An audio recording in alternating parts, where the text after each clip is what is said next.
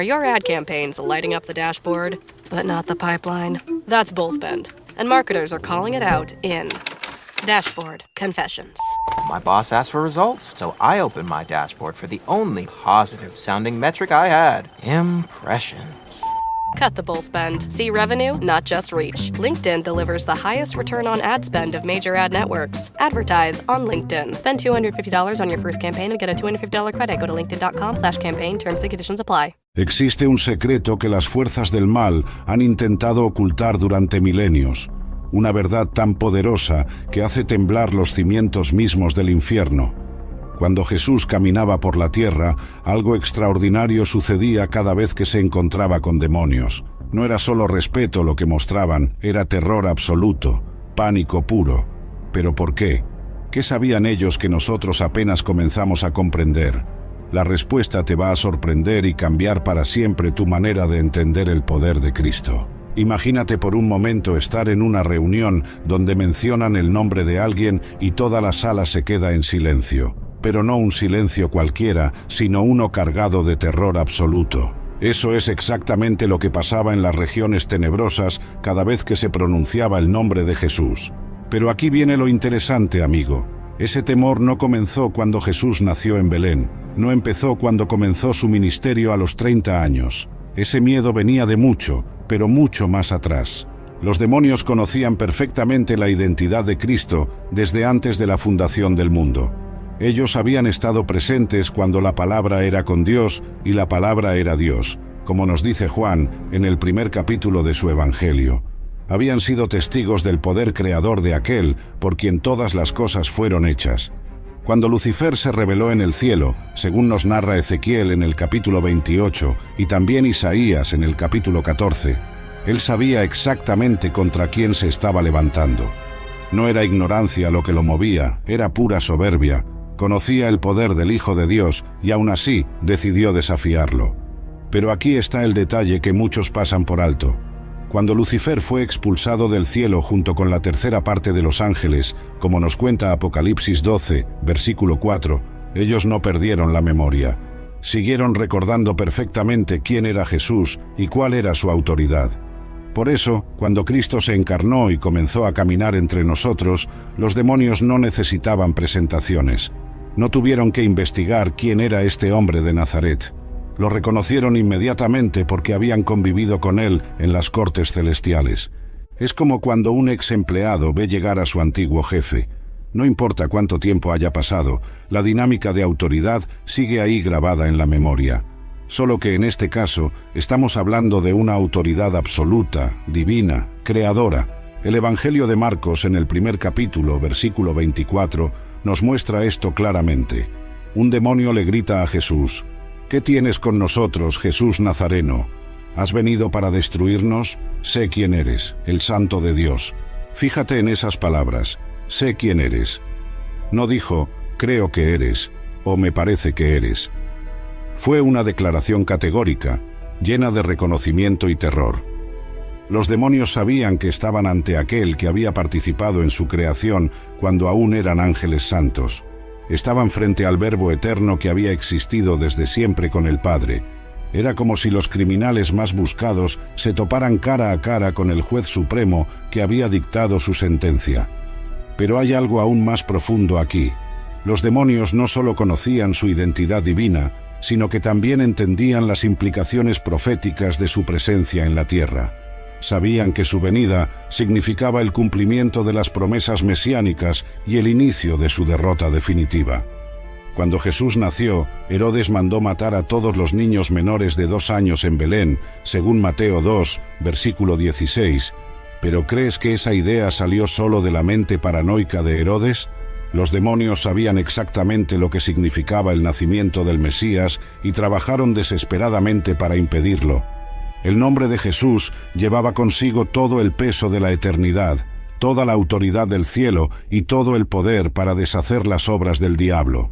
Por eso, desde antes de su nacimiento, ese nombre ya causaba conmoción en las tinieblas. La autoridad que venía directamente del trono celestial y que ningún demonio podía desafiar. Ahora bien, una cosa es conocer a alguien y otra muy distinta es reconocer su autoridad. Los demonios no solo sabían quién era Jesús, sino que entendían perfectamente la autoridad absoluta que él portaba. Cuando hablamos de autoridad, no nos referimos a un cargo político o a una posición administrativa. Estamos hablando de la autoridad original, primordial, la que viene del mismo trono de Dios. Es la autoridad que creó los cielos y la tierra con solo pronunciar una palabra. En el Evangelio de Mateo, capítulo 8, versículos 5 al 13, vemos la historia del centurión que le pide a Jesús que sane a su siervo. Este militar romano entendía perfectamente cómo funcionaba la autoridad. Le dice a Jesús: «Señor, no soy digno de que entres bajo mi techo, solamente di la palabra y mi criado sanará, porque también yo soy hombre bajo autoridad y tengo bajo mis órdenes soldados». ¿Captas la profundidad de esta declaración? Un centurión romano, acostumbrado a ejercer autoridad sobre cientos de hombres, reconoció inmediatamente que Jesús operaba con una autoridad superior a cualquier cosa que él hubiera visto. Los demonios comprendían esto mucho mejor que cualquier ser humano. Ellos habían experimentado esa autoridad directamente en el cielo. Habían visto cómo toda la creación respondía instantáneamente a la voz del Hijo de Dios. Cuando Jesús hablaba, no estaba haciendo una petición o dando una sugerencia. Estaba ejerciendo la misma autoridad con la que había dicho «sea la luz», y la luz fue. Era la autoridad con la que había puesto las estrellas en su lugar y había trazado los límites de los mares. En Lucas 4, versículo 36, después de que Jesús expulsa un demonio en la sinagoga de Capernaum, la gente queda asombrada y dice: «¿Qué palabra es esta, que con autoridad y poder manda a los espíritus inmundos, y salen?» Los presentes se quedaron sorprendidos, pero los demonios no. Ellos sabían exactamente de dónde venía esa autoridad. Era la misma autoridad que los había expulsado del cielo cuando se rebelaron. Pero aquí hay algo fascinante. La autoridad de Jesús no se basaba únicamente en su naturaleza divina. También se fundamentaba en su perfecta obediencia al Padre. En Juan 5, versículo 30, Jesús declara: «No puedo yo hacer nada por mí mismo. Según oigo, así juzgo, y mi juicio es justo, porque no busco mi voluntad, sino la voluntad del que me envió». Los demonios habían perdido su autoridad precisamente por rebelarse contra Dios. Habían querido hacer su propia voluntad en lugar de someterse al diseño divino.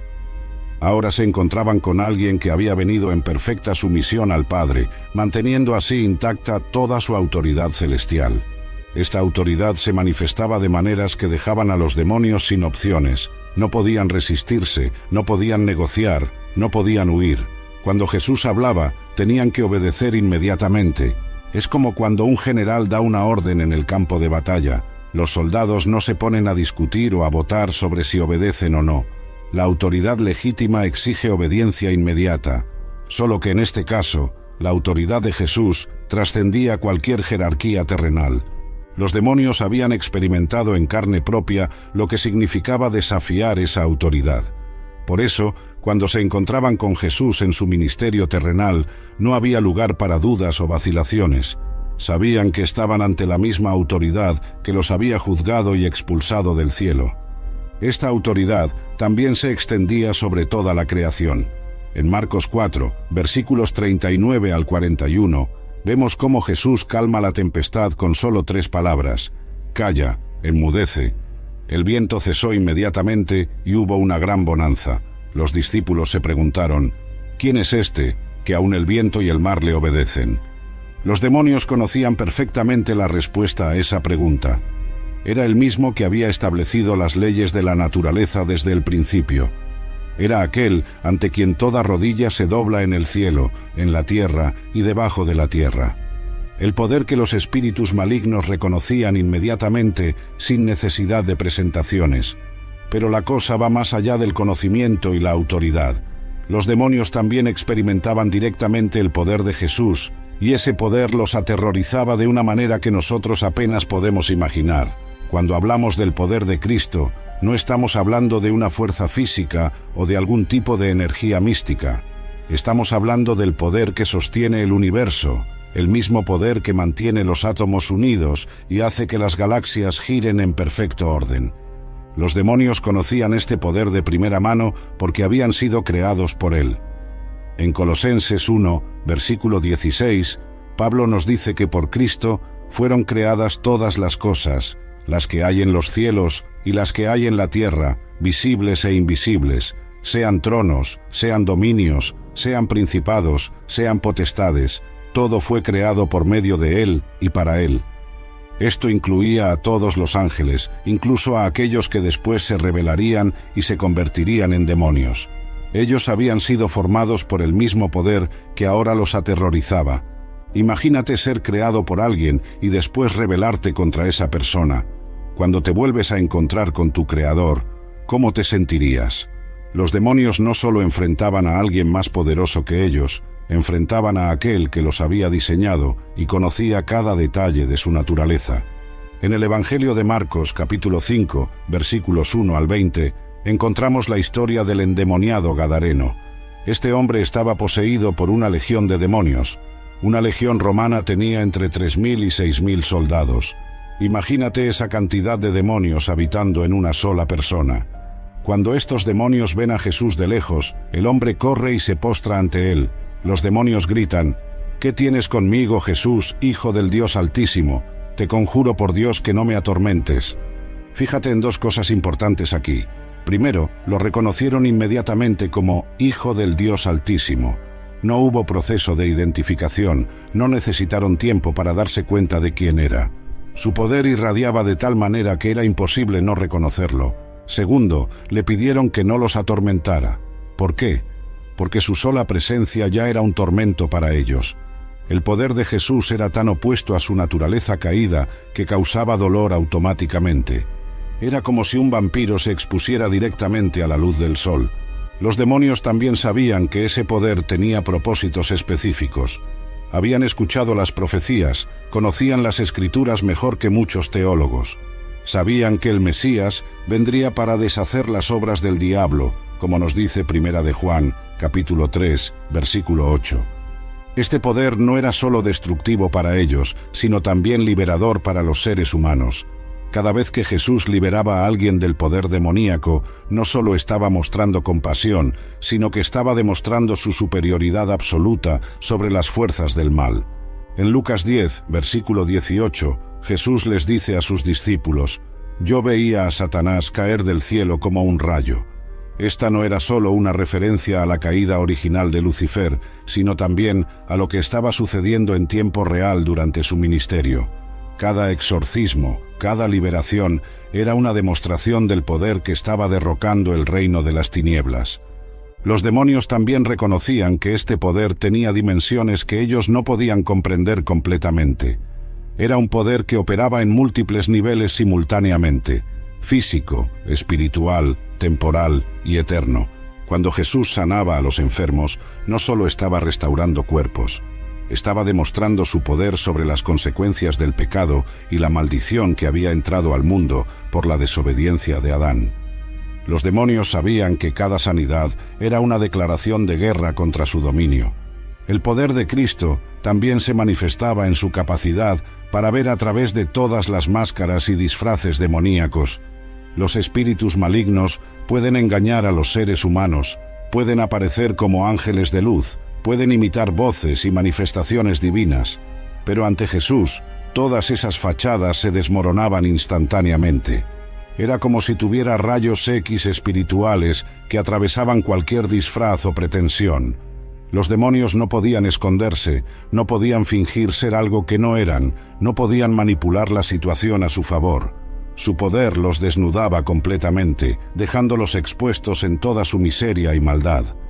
Este reconocimiento inmediato del poder de Cristo por parte de los demonios es una de las evidencias más contundentes de su divinidad. Incluso sus enemigos más acérrimos no podían negar quién era Él realmente. Las confesiones involuntarias que revelaban la verdadera identidad de Cristo. Algo extraordinario sucedía cada vez que los demonios se encontraban con Jesús. No podían evitar confesar exactamente quién era Él, y estas confesiones revelaban verdades teológicas profundísimas que ni siquiera los discípulos habían comprendido completamente en ese momento.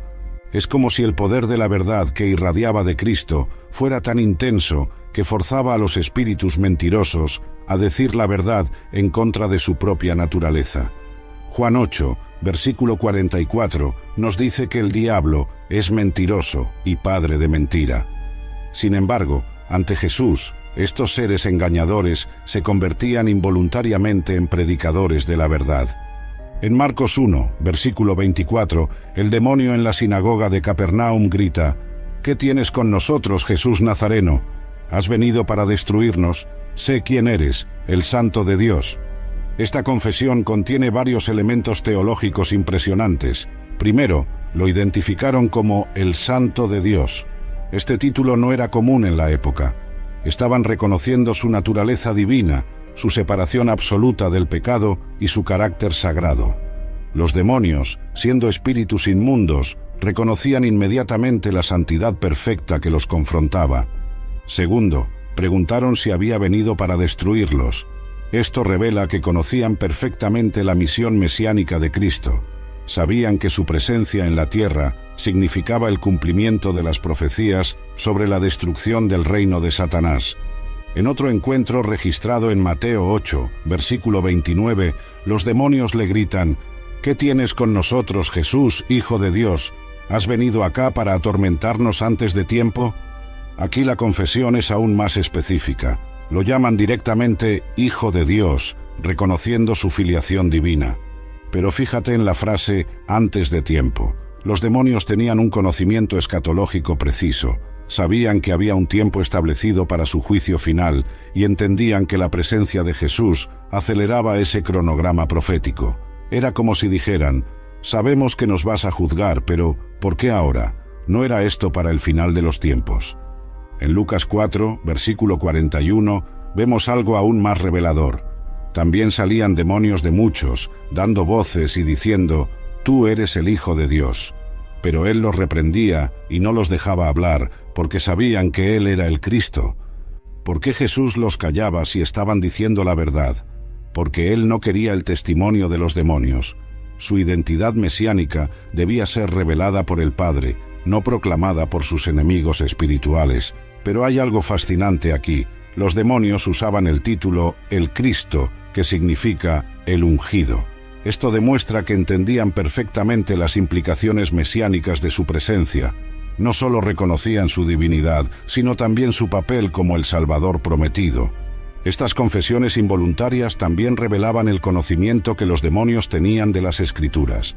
En Santiago 2, versículo 19 leemos: «Tú crees que Dios es uno, bien haces. También los demonios creen y tiemblan». Los demonios conocían la teología mejor que muchos eruditos religiosos de la época. Cuando confesaban que Jesús era el Hijo de Dios, estaban haciendo una declaración trinitaria. Reconocían la relación única entre el Padre y el Hijo, algo que muchos de los contemporáneos de Jesús luchaban por entender. Sus confesiones también revelaban el aspecto judicial de la persona de Cristo. Sabían que Él era el juez designado por el Padre. En Hechos 17, versículo 31, Pablo declara que Dios ha establecido un día en el cual juzgará al mundo con justicia por aquel varón a quien designó. Los demonios ya conocían esta realidad desde antes de la encarnación. Por eso, cada encuentro con Jesús era terrifying para ellos. No solo estaban ante su Creador, sino también ante su juez futuro. Es irónico que mientras los líderes religiosos discutían sobre la identidad de Jesús y mientras los discípulos gradualmente llegaban a comprender quién era realmente, los demonios lo confesaban abiertamente desde el primer encuentro. Estas confesiones forzadas también demostraban que la verdad tiene poder inherente. Faraday presenta Ojos con Alergia y Picazón contra el jardinero. Y el ganador es Faraday Extra Fuerte. Para aliviar la picazón de los ojos por alergia, actúa más rápido y supera a Claritin y Flonase aún a las 24 horas. Faraday, adelante. Ante la presencia de la verdad personificada, la mentira no podía subsistir. Los demonios se veían obligados a reconocer realidades que preferirían negar. La naturaleza involuntaria de estas confesiones las hacía aún más poderosas como testimonio. No era estrategia o manipulación, era reconocimiento forzado de una realidad inescapable. el territorio que Satanás sabía que había perdido desde el primer encuentro. Desde el momento en que Jesús comenzó su ministerio público, Satanás entendió que había perdido algo fundamental, el monopolio sobre el territorio espiritual de la humanidad, y esta comprensión lo llenó de una desesperación que se manifestaría en ataques cada vez más intensos y estrategias cada vez más desesperadas. Para entender esto completamente, tenemos que recordar lo que había sucedido en el jardín del Edén. Cuando Adán y Eva desobedecieron a Dios, según Génesis 3, no solo introdujeron el pecado en el mundo, sino que también transfirieron la autoridad legal sobre la tierra a Satanás. Es por eso que en Lucas 4, versículos 5 y 6, cuando Satanás tienta a Jesús en el desierto, le dice: «A ti te daré toda esta potestad y la gloria de estos reinos, porque a mí me ha sido entregada, y a quien quiero la doy». Satanás no estaba mintiendo sobre tener esa autoridad. La había recibido legalmente cuando Adán falló. Pero ahora había aparecido el segundo Adán, como lo llama Pablo en 1 Corintios 15, versículo 45. Y este segundo Adán venía no solo a recuperar lo que se había perdido, sino a establecer un reino completamente nuevo. Los demonios sabían que cada persona que se acercaba a Jesús representaba territorio perdido para su reino. No era solo que Jesús pudiera expulsarlos de los cuerpos que habían poseído, era que su sola presencia establecía una zona de liberación que se expandía donde quiera que él iba. En Mateo 12, versículo 28, Jesús declara: «Pero si yo por el Espíritu de Dios echo fuera los demonios, ciertamente ha llegado a vosotros el reino de Dios». Cada exorcismo era una declaración territorial, era una bandera clavada en territorio enemigo, proclamando que el reino de Dios había llegado. Los demonios entendían esto perfectamente. Por eso en muchas ocasiones les rogaban a Jesús que no los enviara fuera de la región. En el caso del endemoniado gadareno, en Marcos 5, versículo 10, le rogaba mucho que no los enviase fuera de aquella región.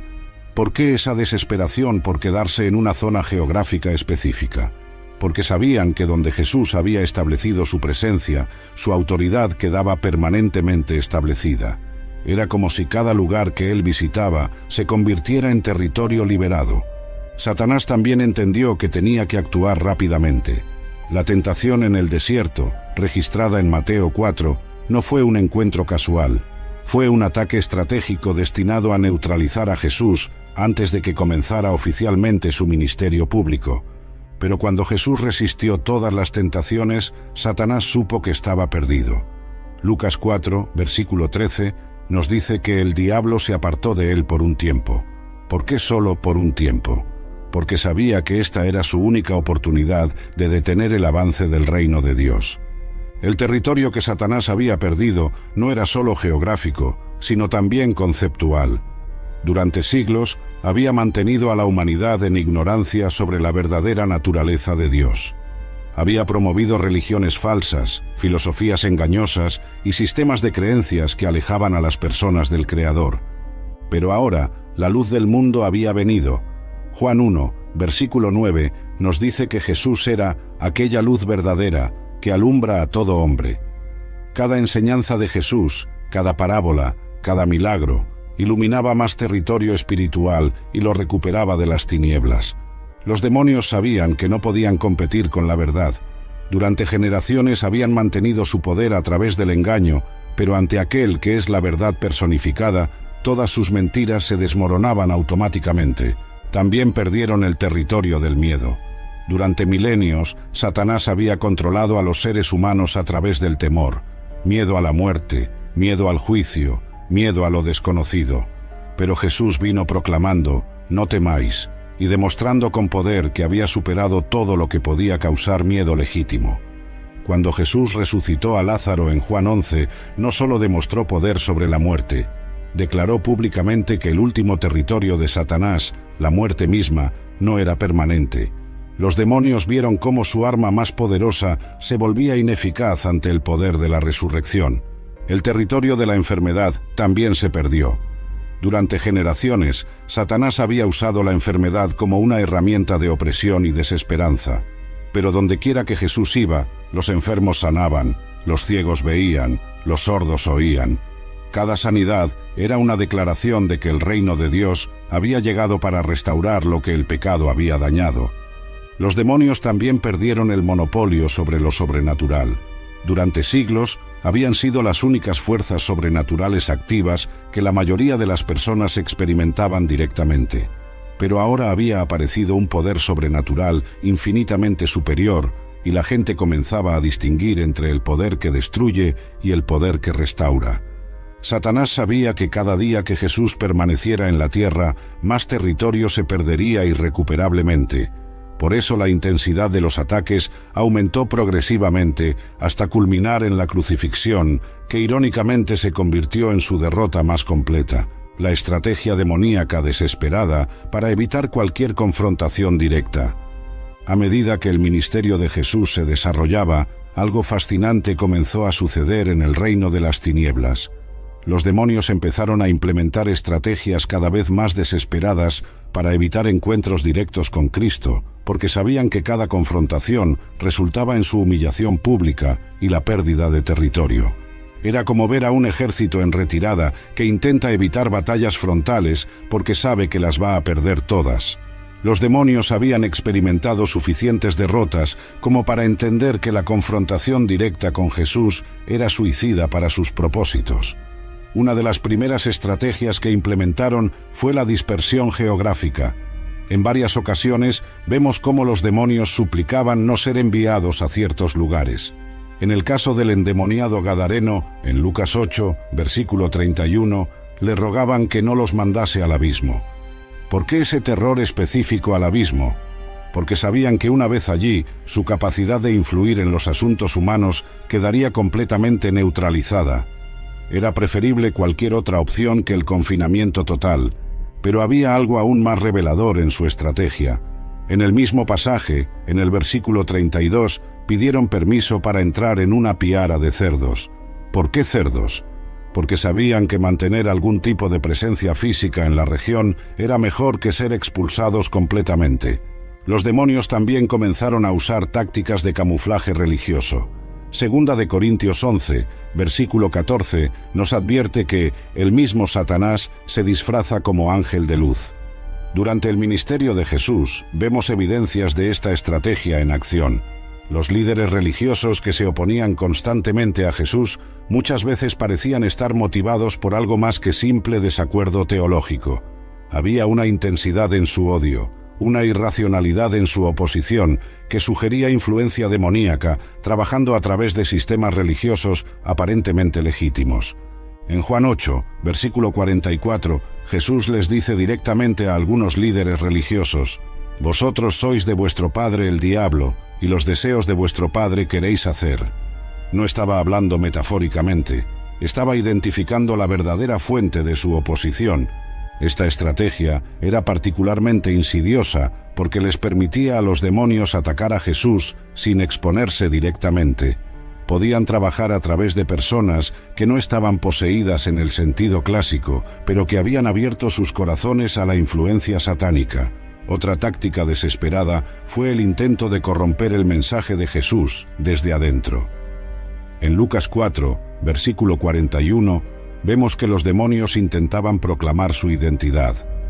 También salían demonios de muchos, dando voces y diciendo: This episode is brought to you by Netflix's Remarkably Bright Creatures. What if a Pacific octopus held the key to a mystery that could heal your heart? Well, that's Tova's reality. An elderly widow working at an aquarium. Tova forms an unlikely friendship with the curmudgeonly Marcellus, whose remarkable intelligence leads her to a life-changing discovery.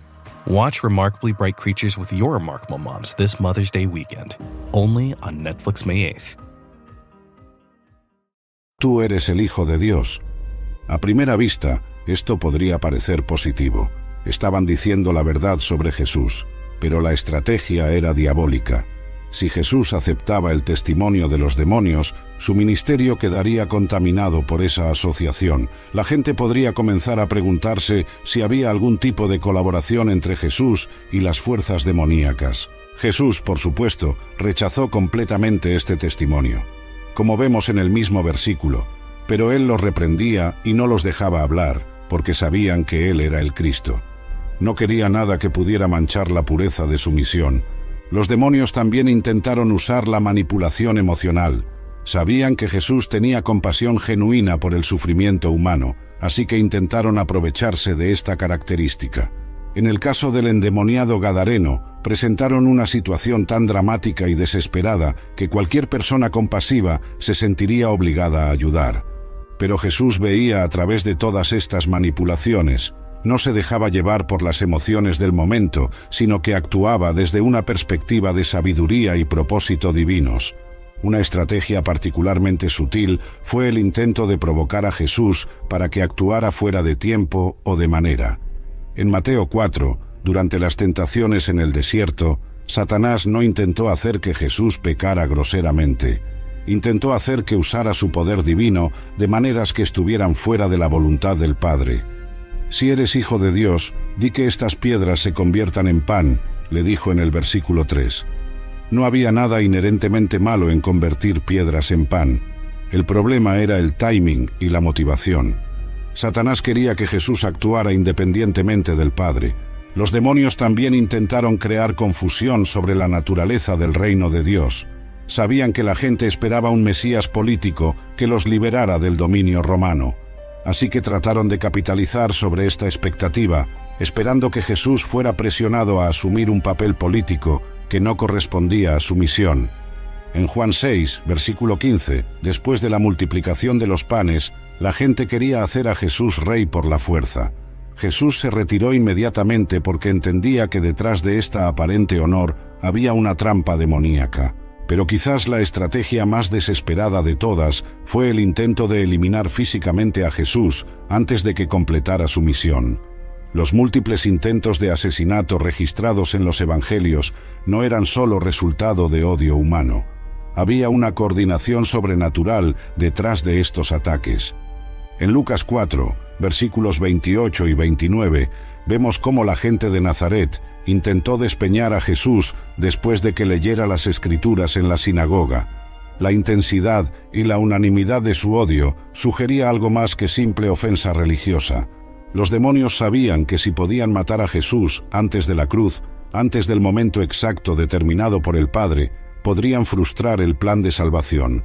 Por eso cada día de vida de Jesús representaba una victoria sobre las estrategias demoníacas, los exorcismos que cambiaron para siempre las reglas del mundo espiritual. Los exorcismos de Jesús no eran simplemente actos de compasión hacia personas atormentadas. Eran declaraciones de guerra que cambiaron fundamentalmente las reglas del conflicto espiritual y establecieron precedentes que siguen vigentes hasta el día de hoy.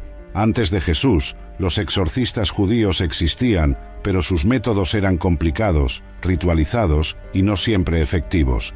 Hechos 19, versículos 13 al 16, nos cuenta sobre los 7 hijos de Esceva que intentaron usar el nombre de Jesús sin conocerlo realmente, y el demonio les respondió: «A Jesús conozco y sé quién es Pablo, pero vosotros, ¿quiénes sois?». Esto revela algo importante. Los demonios conocían la diferencia entre autoridad real y autoridad prestada. Sabían exactamente quién tenía poder legítimo sobre ellos y quién estaba simplemente imitando. Cuando Jesús realizaba un exorcismo, no necesitaba rituales complicados, fórmulas mágicas o ceremonias elaboradas. Su autoridad era tan absoluta que bastaba una palabra. En Marcos 1, versículo 25, simplemente dice: «Cállate y sal de él». Y el demonio obedece inmediatamente.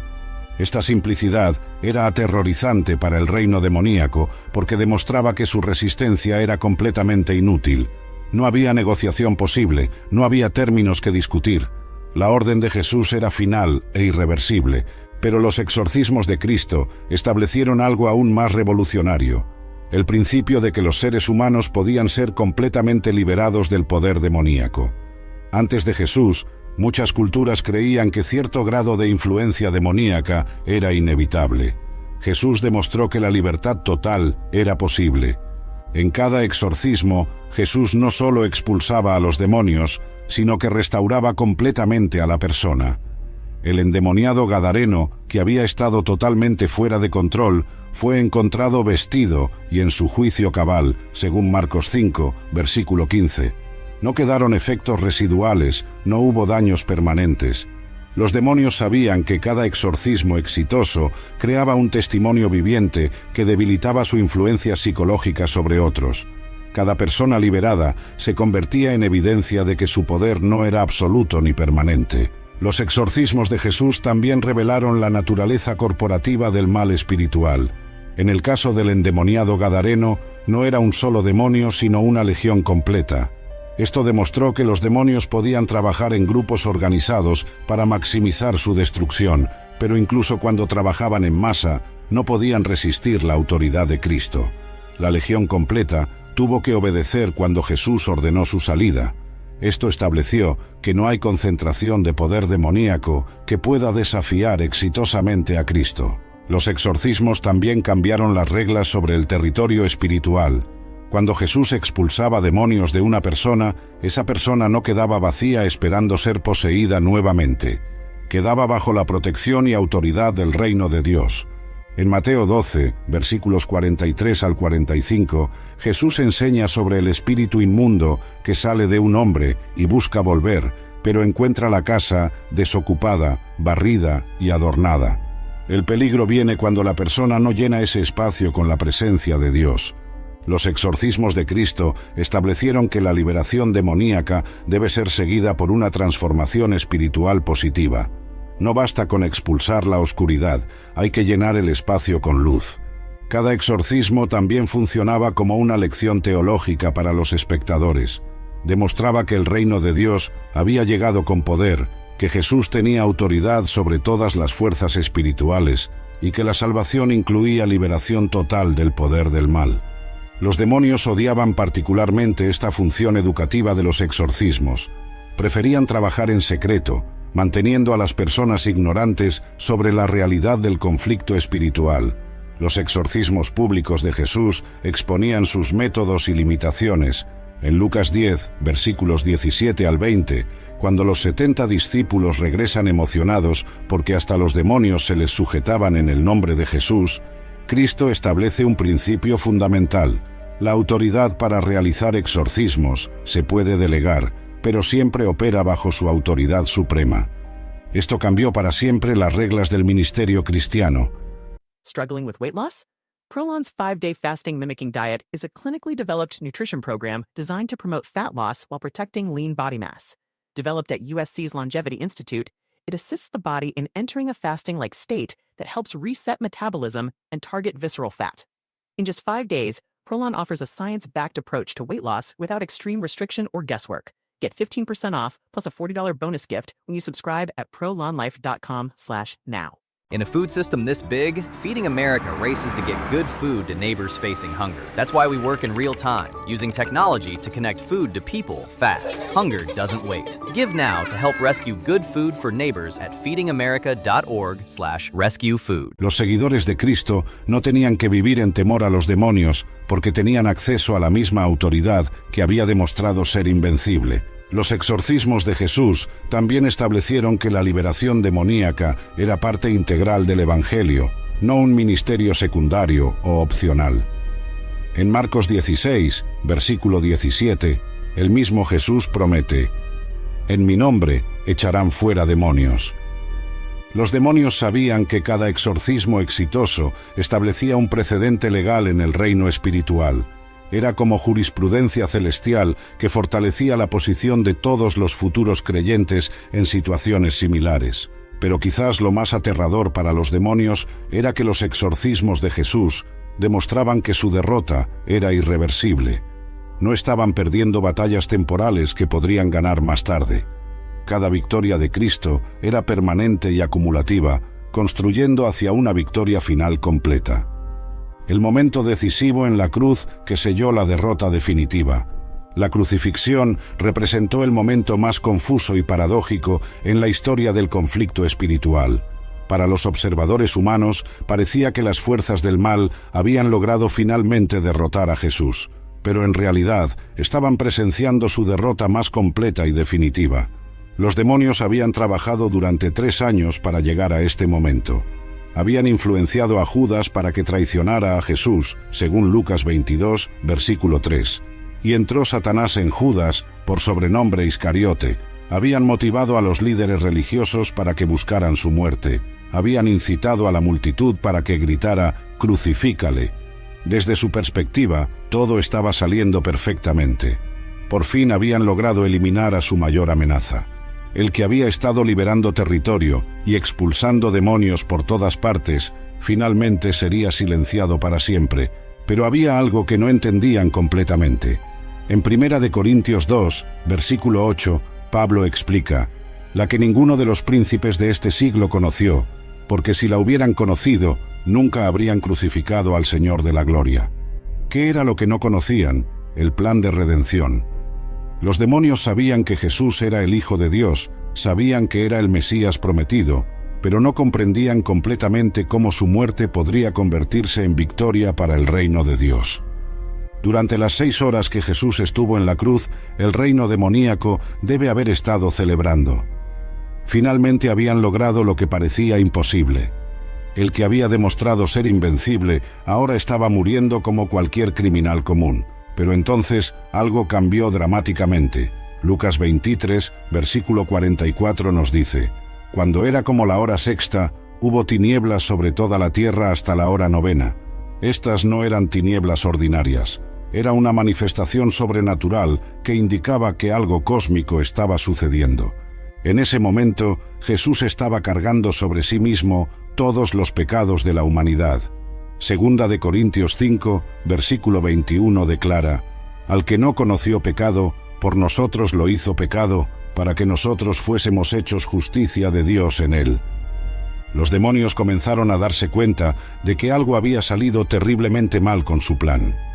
En lugar de simplemente matar a Jesús, habían facilitado el sacrificio que pagaría por todos los pecados humanos. Habían sido instrumentos en el plan de redención que pensaban estar frustrando. Cuando Jesús gritó «consumado es» en Juan 19, versículo 30, no estaba admitiendo derrota. Estaba proclamando que la obra de redención había sido completada exitosamente. Los demonios entendieron inmediatamente las implicaciones de esta declaración. El velo del templo se rasgó de arriba abajo, según Mateo 27, versículo 51. Esto no era solo un fenómeno físico, sino una declaración de que el camino hacia Dios había sido abierto definitivamente. Los demonios ya no podrían mantener a los seres humanos separados de su Creador. Pero la comprensión completa de su derrota llegaría 3 días después. Los demonios probablemente pensaron que tenían un respiro de 72 horas para reorganizarse y planificar su próximo movimiento. No sabían que estaban a punto de experimentar el shock más grande en la historia del universo. La muerte de Jesús había pagado el precio del pecado, pero su resurrección demostraría que había conquistado la muerte misma. Primera de Corintios 15, versículo 55 proclama: «¿Dónde está, oh muerte, tu aguijón? ¿Dónde, oh sepulcro, tu victoria?». Durante esos 3 días en la tumba, algo extraordinario estaba sucediendo en las regiones espirituales. Primera de Pedro 3, versículo 19, nos dice que Jesús fue y predicó a los espíritus encarcelados. Algunos interpretan esto como Cristo, proclamando su victoria a los demonios que habían sido confinados. Los demonios habían basado todo su poder en el miedo a la muerte. Durante milenios habían controlado a los seres humanos amenazándolos con la mortalidad, pero ahora se enfrentaban a alguien que había vencido la muerte y podía otorgar vida eterna a otros. La cruz también estableció legalmente la adopción de los creyentes como hijos de Dios. Romanos 8, versículo 15 declara: «Pues no habéis recibido el espíritu de esclavitud para estar otra vez en temor, sino que habéis recibido el espíritu de adopción, por el cual clamamos, Abba, Padre». Los demonios entendieron que ya no podrían reclamar a los creyentes como súbditos de su reino. La cruz había cambiado legalmente su estatus de esclavos del pecado a hijos del Dios Altísimo. Colosenses 2, versículo 15, describe vívidamente lo que sucedió en la cruz desde la perspectiva espiritual.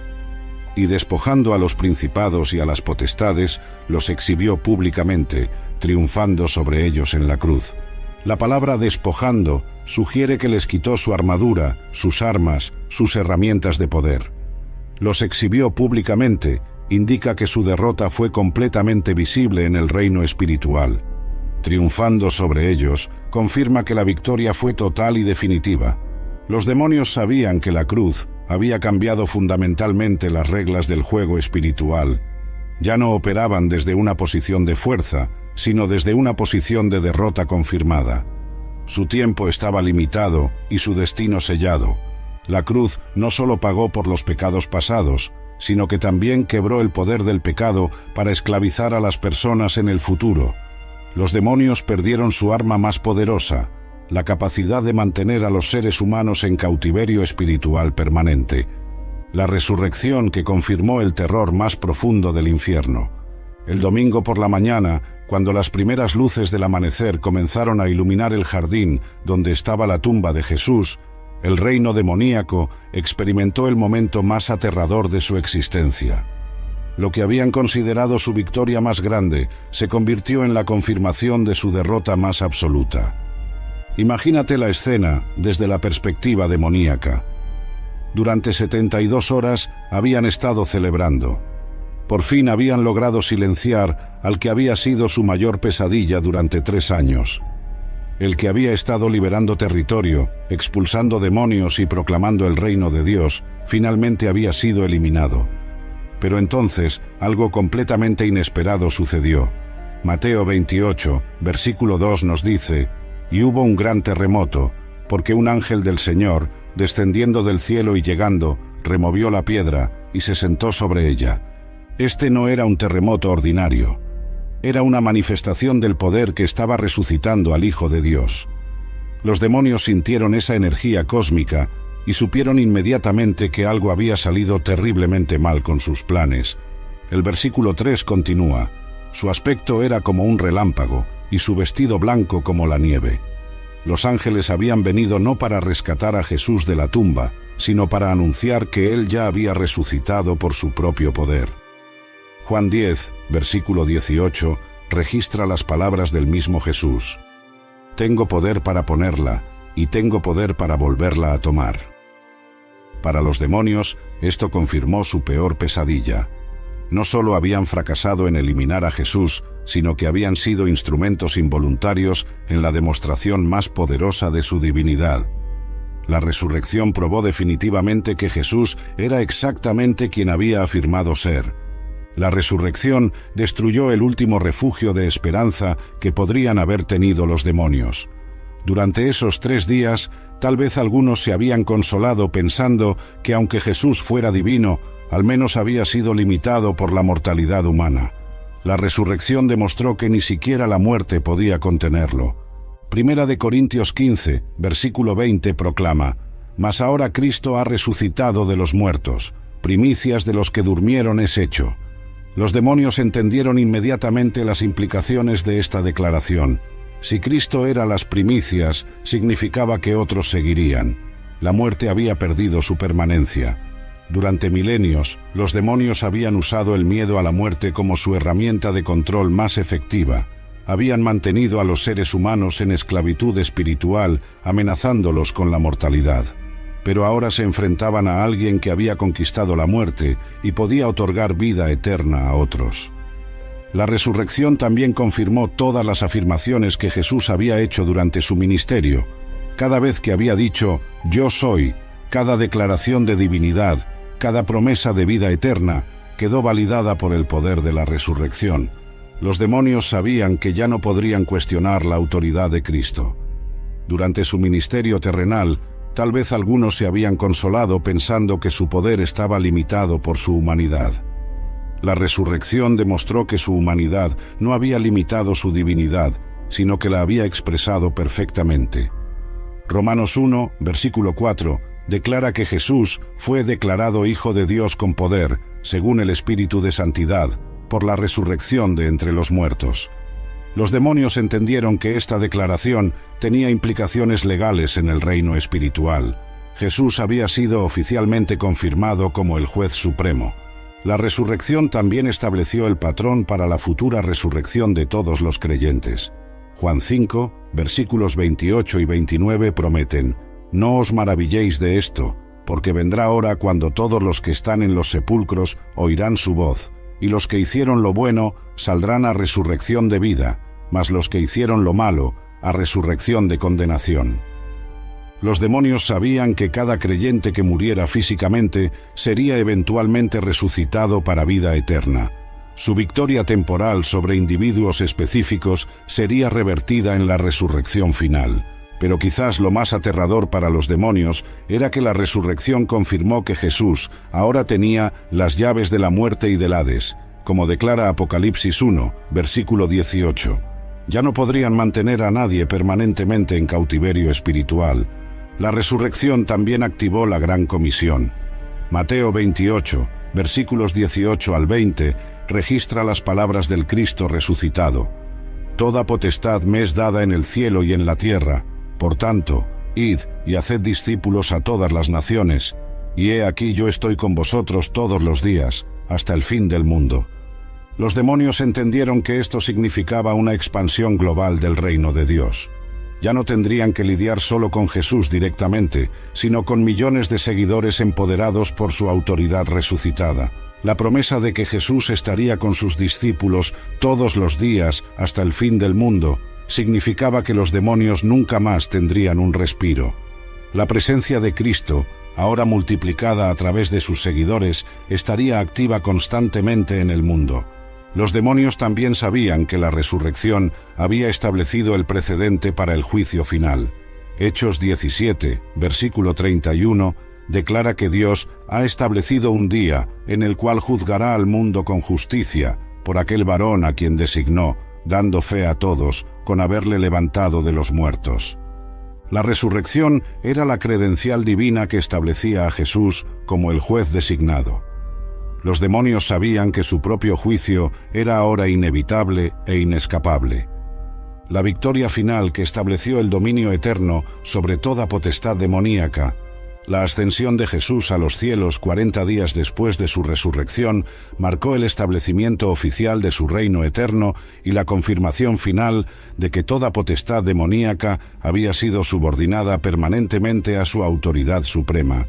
Hechos 1, versículo 9, nos describe la escena. Y habiendo dicho estas cosas, viéndolo ellos, fue alzado, y le recibió una nube que le ocultó de sus ojos. Pero esta descripción aparentemente simple esconde una transferencia de poder cósmico que cambió para siempre la estructura del universo espiritual. Cuando Jesús ascendió, no estaba simplemente regresando al cielo, estaba tomando posesión oficial de su trono como Rey de Reyes y Señor de Señores. Filipenses 2, versículos 9 al 11 proclaman: por lo cual Dios también le exaltó hasta lo sumo y le dio un nombre que es sobre todo nombre, para que en el nombre de Jesús se doble toda rodilla de los que están en los cielos y en la tierra y debajo de la tierra, y toda lengua confiese que Jesucristo es el Señor, para gloria de Dios Padre. Los demonios entendieron inmediatamente que esta exaltación incluía su propia subordinación forzada. La frase «debajo de la tierra» se refería específicamente a las regiones donde habitaban los espíritus malignos. Ahora tendrían que doblar la rodilla ante aquel a quien habían intentado derrotar. Efesios 1, versículos 20 al 23, describe la posición que Cristo asumió después de su ascensión, la cual operó en Cristo, resucitándole de los muertos y sentándole a su diestra en los lugares celestiales, sobre todo principado y autoridad y poder y señorío, y sobre todo nombre que se nombra, no solo en este siglo, sino también en el venidero, y sometió todas las cosas bajo sus pies. La palabra sometió indica una sujeción forzada e irreversible. Los demonios no tenían opción en este arreglo. Habían sido colocados bajo sus pies, una posición de total subordinación en la cultura del Medio Oriente. La ascensión también estableció a Cristo como el mediador único entre Dios y los hombres. Primera de Timoteo 2, versículo 5 declara: porque hay un solo Dios y un solo mediador entre Dios y los hombres, Jesucristo hombre. Los demonios perdieron cualquier capacidad de interceptar o bloquear las oraciones de los creyentes. Pero la victoria final de Cristo se extiende mucho más allá del presente. Apocalipsis 20, versículos 1 al 3, nos muestra el futuro de Satanás. Vi a un ángel que descendía del cielo, con la llave del abismo y una gran cadena en la mano, y prendió al dragón, la serpiente antigua, que es el diablo y Satanás, y lo ató por 1000 años, y lo arrojó al abismo, y lo encerró, y puso su sello sobre él. Los demonios saben que este confinamiento futuro es inevitable. No hay apelación posible, no hay escape imaginable. La victoria de Cristo en la cruz y la resurrección selló legalmente su destino eterno. El versículo 10 del mismo capítulo describe su castigo final. Y el diablo que los engañaba fue lanzado en el lago de fuego y azufre, donde estaban la bestia y el falso profeta, y serán atormentados día y noche por los siglos de los siglos. Esta es la victoria final que los demonios más temen. No solo serán derrotados temporalmente, sino que serán castigados eternamente. Su rebelión contra Dios tendrá consecuencias permanentes e irreversibles.